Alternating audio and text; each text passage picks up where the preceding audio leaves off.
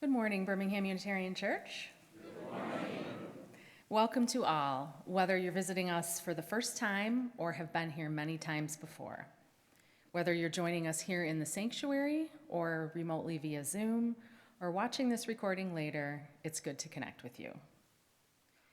Today, children will be with us in the sanctuary to hear a story before heading to their activities of the morning.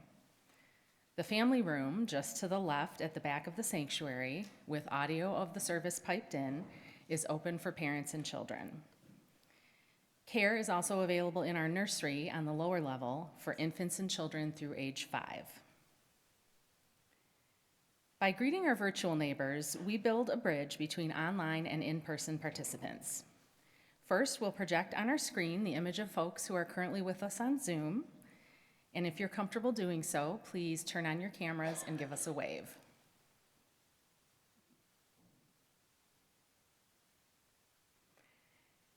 Now, we who are gathered in the sanctuary are invited to turn and face the camera in the back of the room and give the folks on Zoom a wave.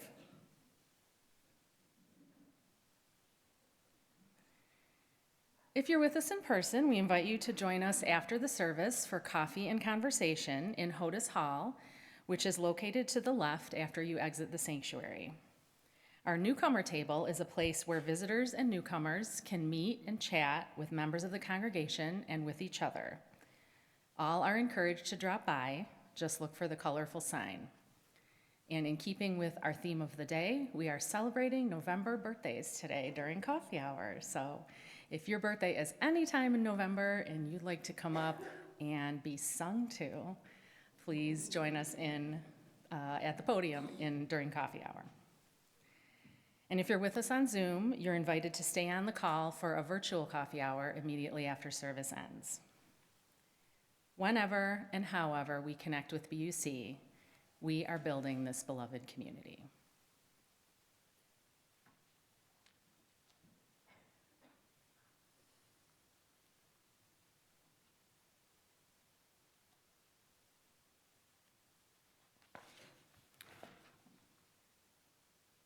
The words for the lighting of the flame in the chalice are written by Max Combs. When love is felt or fear is known, when holidays and holy days and such times come, when anniversaries arrive by calendar or consciousness, when seasons come as seasons do, old, new, but somehow new. When lives are born or people die, when something sacred sensed in soil or sky, mark the time. Respond with thought or prayer or smile or grief. Let nothing living slip between the fingers of the mind. For all of these are holy things we will not, cannot find again.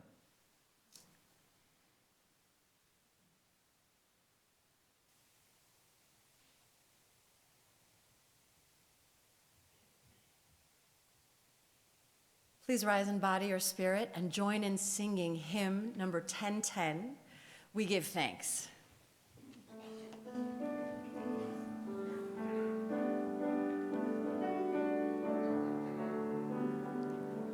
Oh, we give thanks for this precious day, for all gathered here and those far away, for this time we share, we love and care. Oh, we give thanks for this precious day. Oh, we give thanks for this precious day, for all gathered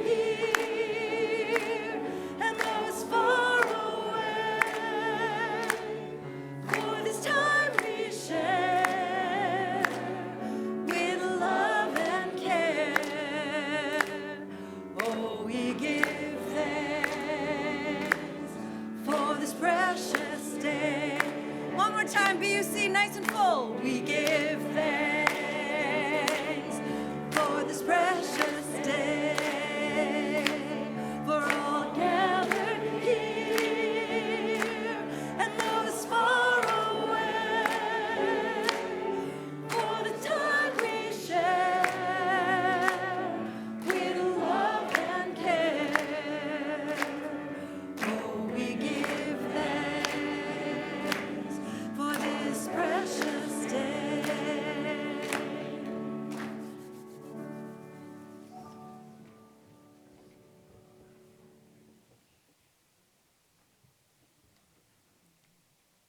Our worship service this morning is brought to you by our BUC Worship Associates. This opportunity comes to us because Reverend Connie is celebrating the holiday season, known to her family as Thanksmas. We send our love and gratitude for a joyful celebration there.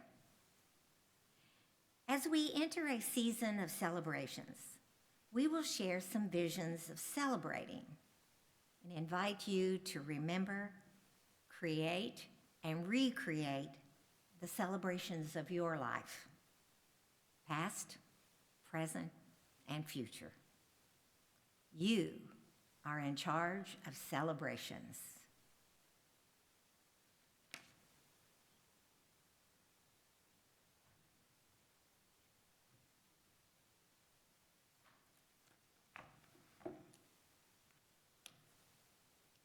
So for this moment, I'm in charge of celebrations, because that is the name of our story.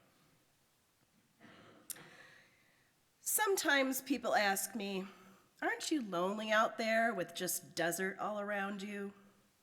I guess they mean the bear grass and the yuccas and the cactus and the rocks. I guess they mean the deep ravines and the hawk nests and the cliffs and the coyote trails that wind across the hills. Lonely? I can't help laughing when they ask me that. I always look at them surprised, and I say, how could I be lonely? I'm the one in charge of celebrations. Sometimes they don't believe me, but it's true. I am. I put myself in charge. I choose my own. Last year, I gave myself 108 celebrations, besides the ones they closed school for. I cannot get by with only a few. Friends, I'll tell you how it works. I keep a notebook, and I write the date, and then I write about the celebration. I'm very choosy over what goes in that book. It has to be something I plan to remember for the rest of my life. You can tell what's worth a celebration because your heart will pound and you'll feel like you're standing on top of a mountain, and you'll catch your breath like you were breathing some new kind of air. Otherwise, I count it just an average day. I told you, I was choosy. Friends, I wish you were here for Dust Devil Day. But since you weren't, I'll tell you how it got to be my first real celebration. You can call them whirlwinds if you want to. Me, I think Dust Devils has a better sound.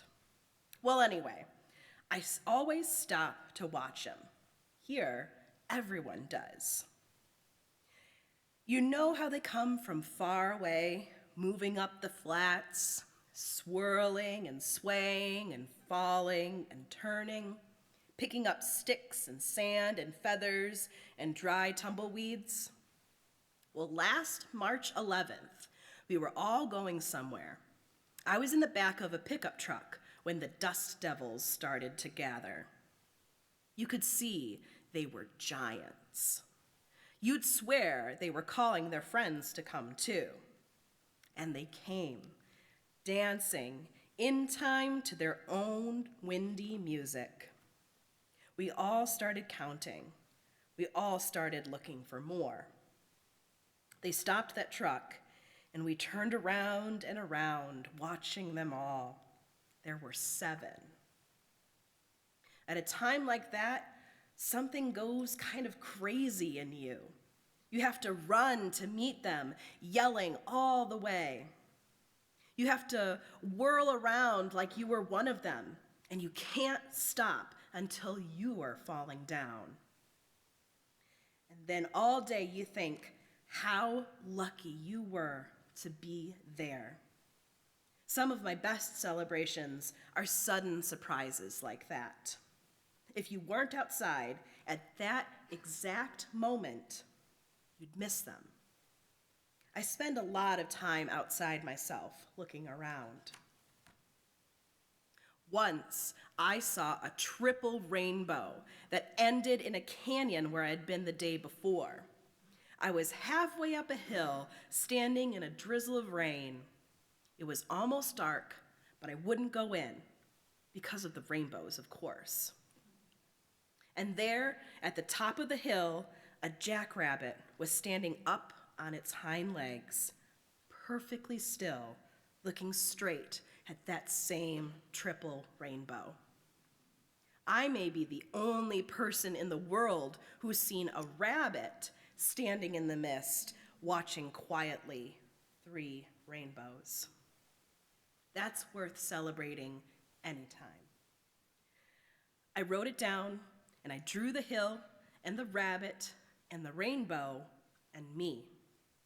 Now, August 9th is Rainbow Celebration Day. I have Green Cloud Day, too.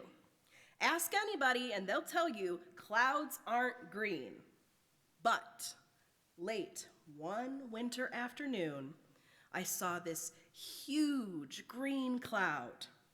It was not bluish green or grayish green or something else. This cloud was green, green as a jungle parrot. And the strange thing was that it began to take a parrot's shape. First the wings, then the head, then the beak. High in the winter sky, that green bird flew. It didn't last more than a minute. You know how fast a cloud can change. But I still remember how it looked. So I celebrate green clouds on February 6th. At times like that, I always think, what if I missed it?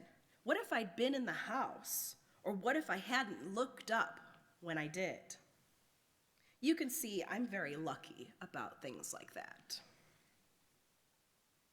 And I was lucky on Coyote Day, because out of all time, it had to be one moment, only that, a certain coyote and I could meet, and we did. Friends, you should have been there too. I was following deer tracks, taking my time, bending down as I walked, kind of humming. I hum a lot when I'm alone. I looked up in time to see a young coyote trotting through the bush. She crossed in front of me. It was a windy day, and she was going east. In that easy, silent way coyotes move, she pushed into the wind. I stood there, hardly breathing, wishing I could move that way. I was surprised to see her stop and turn and look at me. She seemed to think that I was just another creature following another rocky trail. That's true, of course, I am. She didn't hurry. She wasn't afraid. I saw her eyes, and she saw mine. That look held us together. Because of that, I will never feel quite the same again. So on September 28th, I celebrate Coyote Day. Here's what I do. I walk the trail I walked that day, and I hum softly as I go. Finally, I unwrap the feast that I brought for her. Last time, it was 3 apples and some pumpkin seeds and an ear of corn and some big, soft, homemade ginger cookies. The next day, I happened to pass that way again. Coyote tracks went all around the rock where the food had been, and the food was gone. Next year, I'll make it even better. I'll bring an extra feast and eat there too. Another one of my greatest celebrations is called the Time of Falling Stars. It lasts almost a week in the middle of August, and I wait all year for those hot summer nights when the sky goes wild. You can call them meteor showers if you want to. Me, I like to say they're falling stars. All that week, I sleep outside. I give my full attention to the sky. And every time a streak of light goes shooting through the darkness, I feel my heart shoot out of me. One night, I saw a fireball that left a long, red, blazing trail across the sky. After it was gone, I stood there, looking up, not quite believing what I had seen. The strange thing was, I met a man who told me he had seen it too, while he was lying by a campfire 500 miles away. He did not sleep again that night. Suddenly, it seemed that we too spoke a language no one else could understand.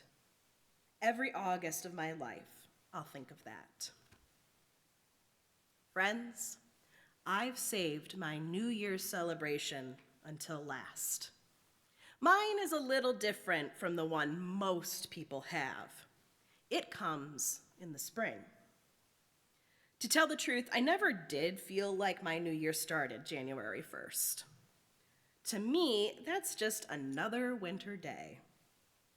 I let my year begin when winter ends and morning light comes earlier, the way it should. That's when I feel like starting new. I wait until the white-winged doves are back from Mexico and wildflowers cover the hills and my favorite cactus blooms. It always makes me think, I ought to bloom myself. And that's when I start to plan my New Year celebration. I finally choose a day that is exactly right. Even the air has to be perfect. The dirt has to feel good and warm on bare feet. Usually it's a Saturday around the end of April. I have a drum that I beat to signal the day. Then I go wandering off, following all of my favorite trails to all of the places I like. I check how everything is doing. I spend the day admiring things. If the old desert tortoise I know from last year is out strolling around, I'll go his direction for a while. I celebrate with horned toads and ravens and lizards and quail. And friends, it's not a bad party. Walking back home, kind of humming. Sometimes I think about those people who ask me if I'm lonely here. I have to laugh out loud. At this time, we'll have our children and youth join us in the pavilion as we head off to our classes.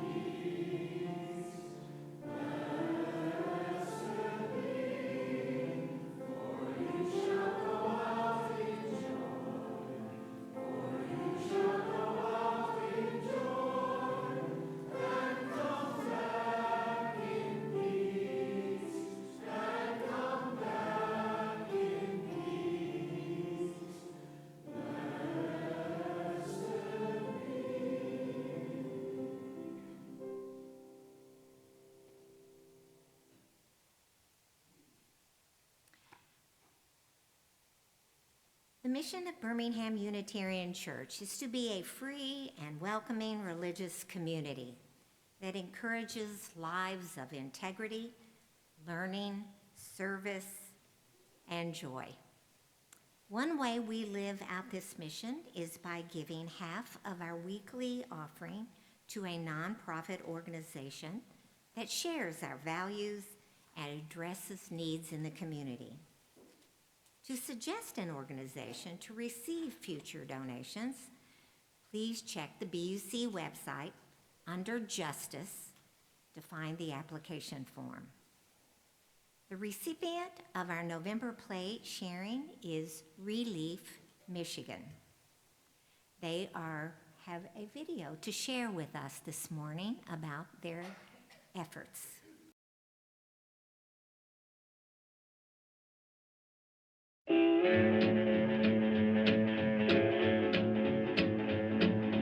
Little green trees are growing up all around. Green tree boogie. Yeah, the little green trees are growing up all around. Green tree boogie. When the rain falls, they spring up from the ground. Green tree boogie. Oh, the green tree boogie is driving me almost wild. Green tree boogie. Oh, the green tree boogie is driving me almost wild. Green tree boogie. If it don't make you boogie, it'll surely make you smile. Green tree boogie.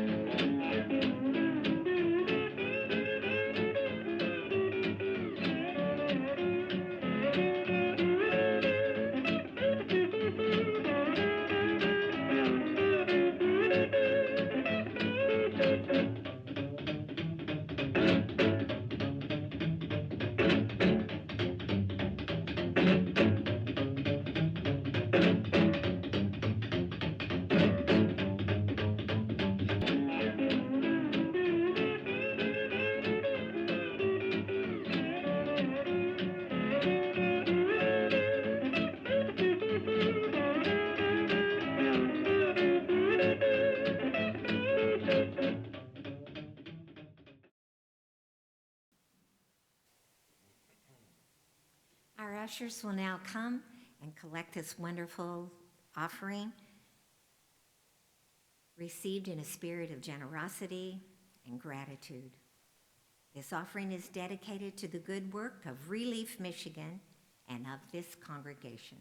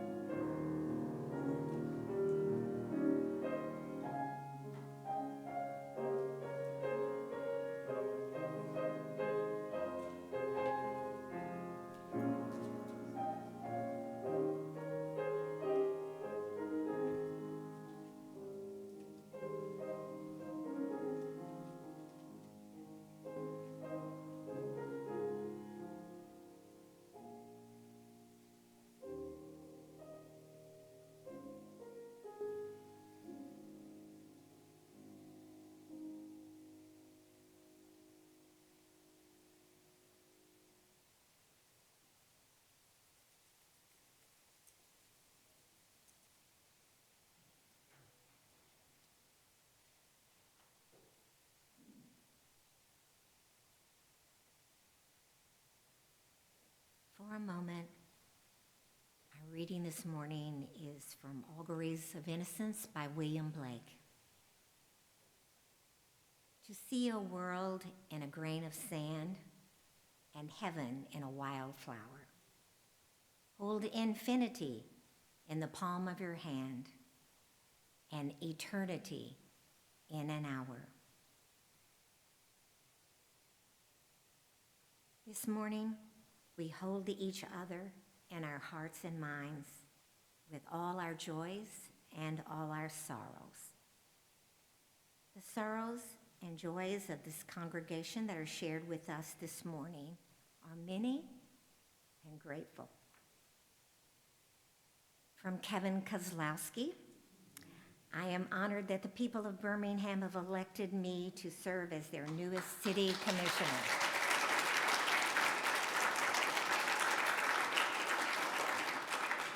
I am so grateful to everyone who helped and supported my campaign, as well as everyone who worked to support the election itself. I am looking forward to serving. From Josephine Shepherd, my latest joy is the publication of my latest book in hopes of making a difference for those who seek added support in finding the good in life and incrementally releasing old patterns that no longer serve through Journal of Glimmers and Somatic Exercises. My heart is full.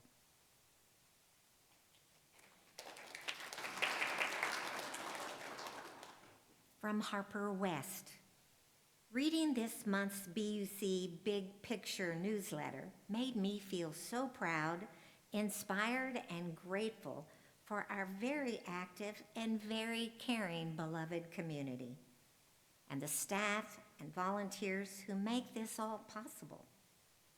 We are a wonderful group of people who do wonderful things, and we should celebrate that. Yes, that is a nod to today's worship theme.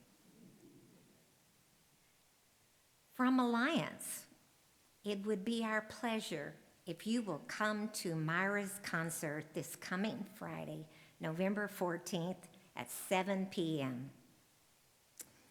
Here in BUC Sanctuary. Bring friends, relatives, and colleagues. From Mary Dunn, a joy. The scarlet maple in the courtyard is decorated with a lace of snow and got everyone's attention this morning. We remember those experiencing losses and those facing health challenges. We pray in whatever way we pray for all those affected by war, by hatred, and by violence. We pray for peace. The cares of the world are many. Even when the cares of the world weigh on us, may we find joy in our connections with each other and in the pleasures life holds. Let us take care of one another and ourselves in all the ways we can. Let us make this a safe and welcoming place for all.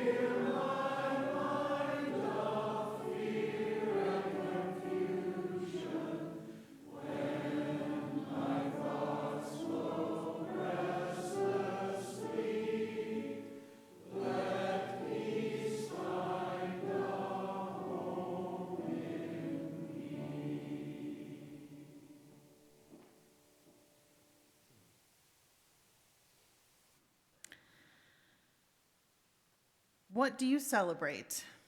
By Reverend Connie Grant. In recent years, my family has celebrated Thanksmas as our winter holiday. This holiday is a movable feast that usually occurs in November, December, or January. The most important factor in determining the date is that it is held whenever our 3 adult children and their spouses and children can all get together. This holiday involves great Thanksgiving and Santa brings presents. This year, we're celebrating at our new house in Prescott Valley, Arizona. One of our customs is to put in writing on our Thanksgiving tablecloth what we are thankful for specifically. We started this family ritual over 30 years ago, and the writings and scribblings of babies and tracings of puppy feet on the tablecloth provide a record of who was there and of the big and little things that were going on in their lives. On the cloth, there are writings of family members now departed and of friends now out of touch. When he was a junior in college, my son Kevin wrote that he was thankful for language, sharing, and communication, and for people who use those tools to heal. One year, my son Ryan wrote, "I'm thankful that our extended family is here and that they make our family seem normal."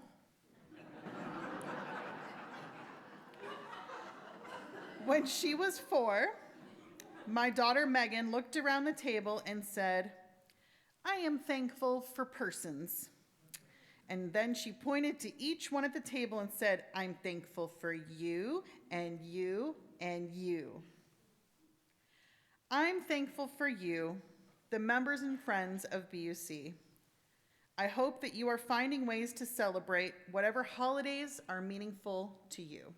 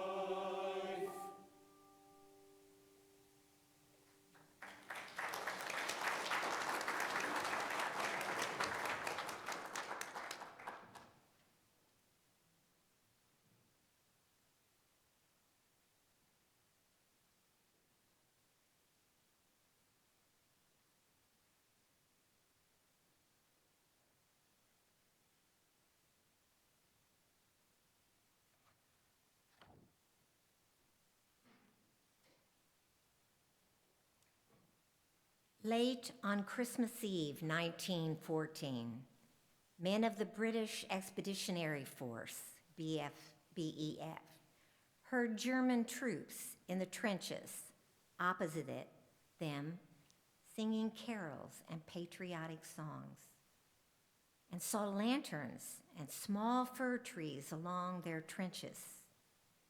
Messages began to be shouted between the trenches.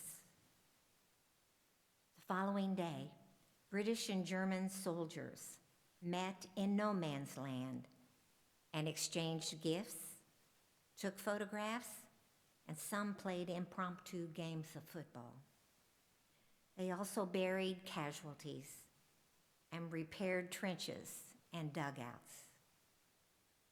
After Boxing Day, meetings in no man's land dwindled out, and the war continued.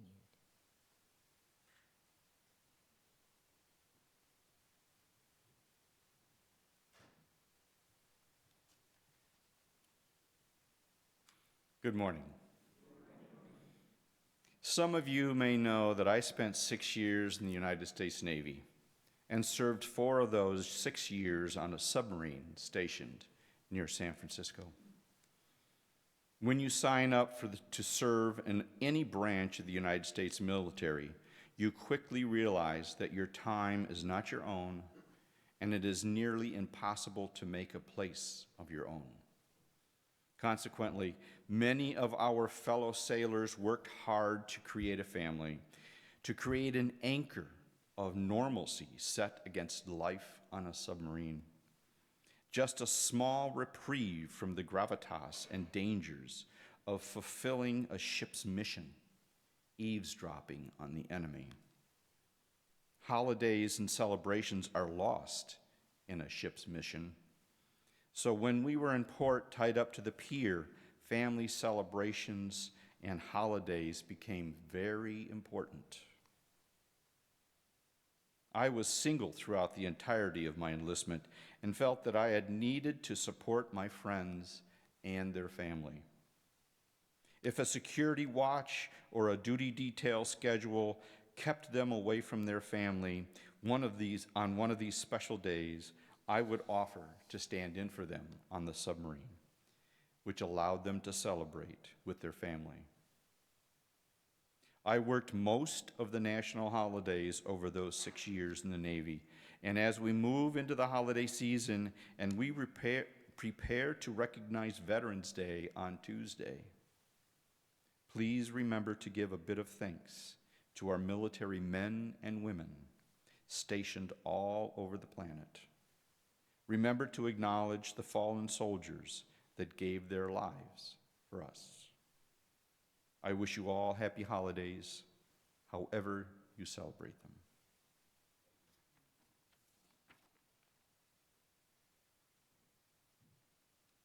And this morning, one of our congregants remembers a very special man in her life. The flowers on our chancel are from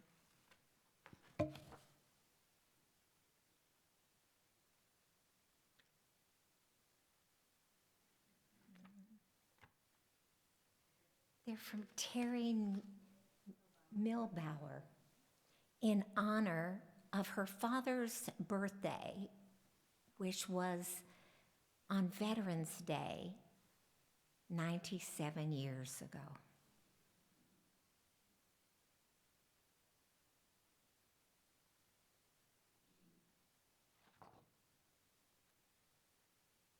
In 1843, Charles Dickens captured the transformation of Ebenezer Scrooge in A Christmas Carol. Ebenezer's words, "I will honor Christmas in my heart and try to keep it all year. I will live in the past, the present, and the future. The spirits in all three shall strive within me. I will not shut out the lessons that they teach."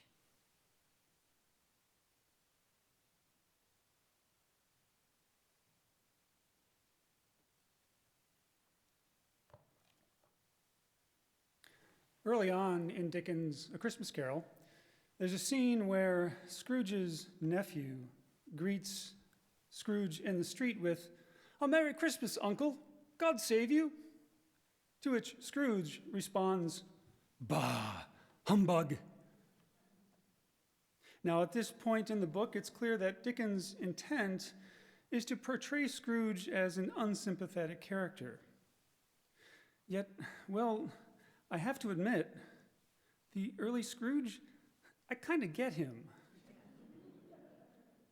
See, I've never really liked Christmas. My reasons are different from Ebenezer Scrooge, but still, I understand the reaction, "Bah, humbug." Let me start with Santa Claus. Just in case there are kids here, let me just say that Santa Claus never had a chance with me. One of my earliest memories of Christmas is gathered with my older siblings and cousins speculating on which of our uncles was going to show up in the Santa suit. And although the Felician nuns who were charged with my religious upbringing tried hard to teach me the true meaning of Christmas, the mystery of God becoming one of us, their tutelage was no match for the marketing departments of Mattel, Hasbro, and Fisher-Price. It was clear to me at an early age that Christmas was about getting toys. And not coming from a family of means, it was about other kids getting the really good toys. In later years, my contrarian nature, my tendency that when everyone else is agreeing emphatically on a subject, I start asking questions, that made me highly resistant to jumping on the Christmas bandwagon. And it doesn't help that in the space of 8 years recently, my father, my mother, and my brother all passed away within days of Christmas. For me, not the most wonderful time of year. Now, there are some things I like about Christmas. Getting a week off from work to relax and reconnect with friends and family is never a bad thing. Christmas is the motivation behind some brilliant choral music. And what else would we do in November and December while those daylight hours are dwindling? Still, I have to admit that, on the whole, I don't really like Christmas. Making that confession publicly is fraught, especially in church when there's a gentle snow falling outside. To those who find deep meaning and joy in Christmas, it's probably like me saying I don't love puppies. I do. But I say it here and now from the chancel because I don't think I'm alone in my perspective. For many, Christmas is at best a yearly extended chore, and at worst, a recurring emotional and spiritual ordeal. So how do I swim against the current of Christmas? As with everything in life, I try to find truth and meaning, or at least a little humor, where I can. I turn the garish Christmas lights, 600-watt red and white LEDs, on my neighbor's house 2 doors down that went up in mid-September into a reason to feel empathy for anybody who lives on the Strip in Las Vegas. Every year, I reserve my last bit of Christmas shopping for late Christmas Eve, not with the intent of finding the perfect manufactured product that can meaningfully express my love for someone at the right price, but as a spiritual exercise to practice kindness, politeness, and patience in a highly transactional environment antithetical to those kinds of virtues. I find value in highly local traditions, like Diane's reciting from memory to the kids, "'Twas the Night Before Christmas," every Christmas Eve. Even now, as adults, my kids ask her that. But I start with accepting that because I don't like Christmas, it doesn't mean I need some kind of spiritual makeover, some ghostly visitation to make me a good human being. It's just a part of how I got to be who I am. and who I am is not Scrooge.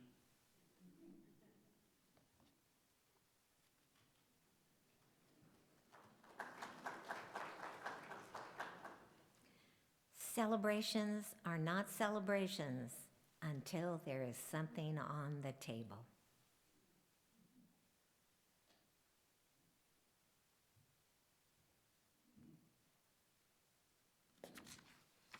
So, what makes a tradition traditional? That they are portrayed the same year to year, the tradition being the important part, the ritual? Is it possible to grow a tradition year over year in small ways? Or does that change the ritual itself? Can big changes find a home in cross-cultural situations? In my family, after we emigrated from Poland to the United States, we carried with us Roman Catholic Church traditions. Over 3 generations, family drama, changing attitudes, being American has just caused things to change. Often, new things happen in a new continent. My father, who was born in 1945, was part of a generation born into an America that looked to squash your cultural differences. Don't speak that language at home, you're going to ruin him in school. The government decided to make a huge change in our culture. His parents, trying to make them the best Americans they could, didn't speak Polish.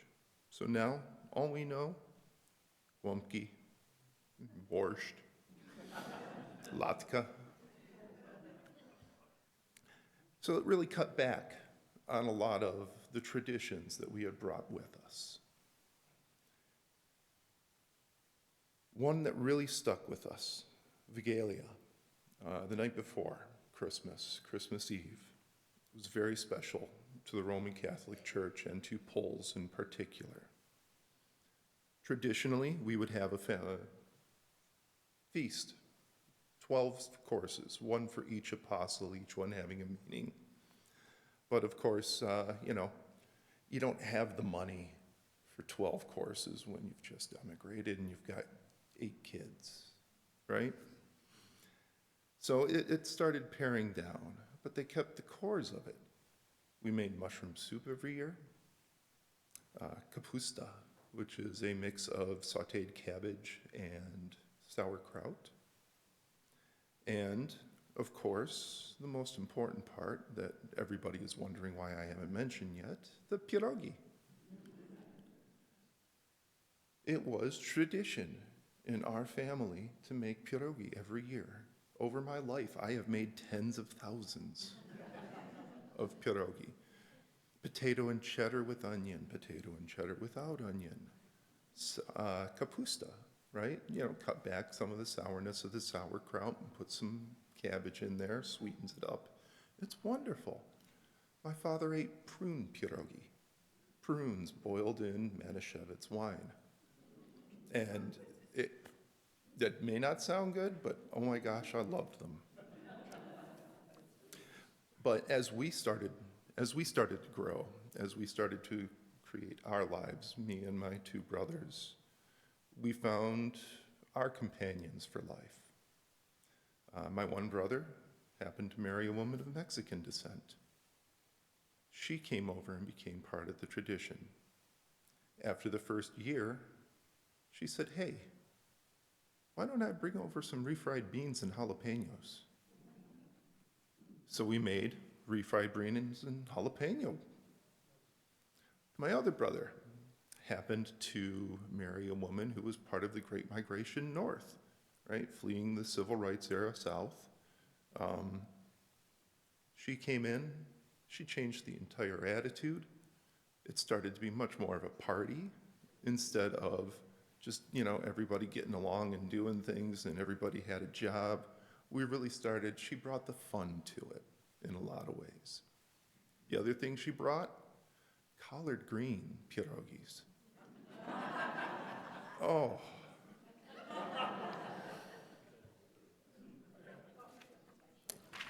Myself, personally, I'm still working on finding a good way to make a dessert pierogi, right? Make a good, prune can't be the only fruit that fits in there.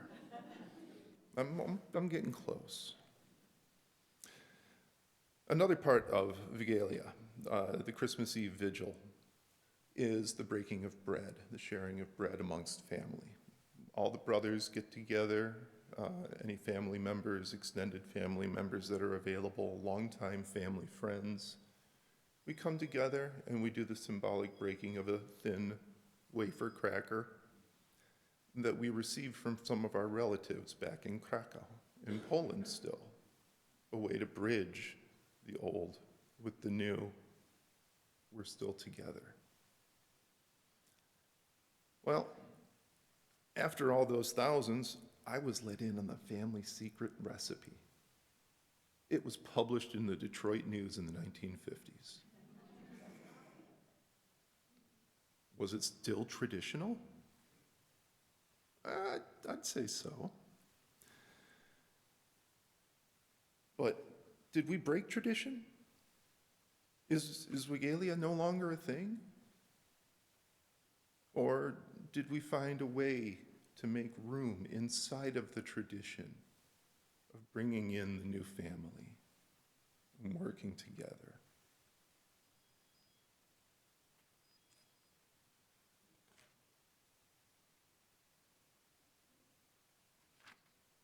Oh, I'm sorry, I phrased it a little bit differently here. Did we break tradition? Did we make new tradition? Did we find a place where tradition can grow, building for our children an understanding of the world they live with, drawing from history and the meaning of our collective pasts, building a curious collection of ways to express love and togetherness for our future?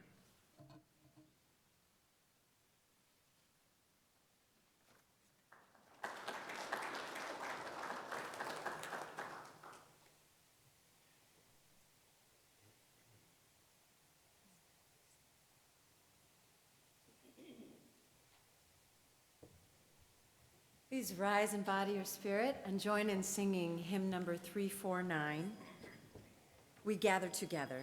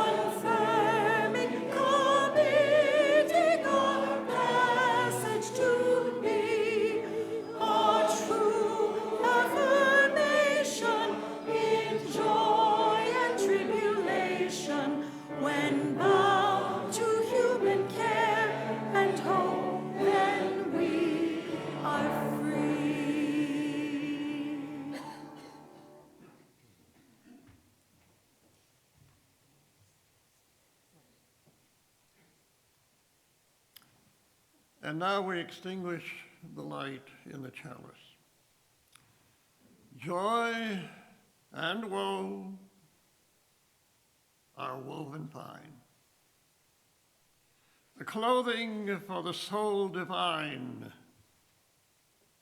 Under every grief and pine runs a joy with silken twine. It is right, it should be so.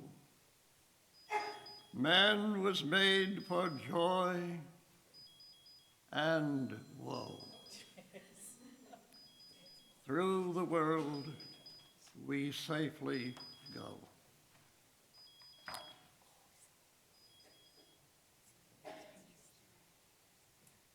Go now in this world as a beacon of hope and joy. Go in love. Go in peace. Now that our worship has ended, our service begins. May it be so. Amen. Blessed be. We invite you to remain seated for a time of personal reflection and a beautiful postlude.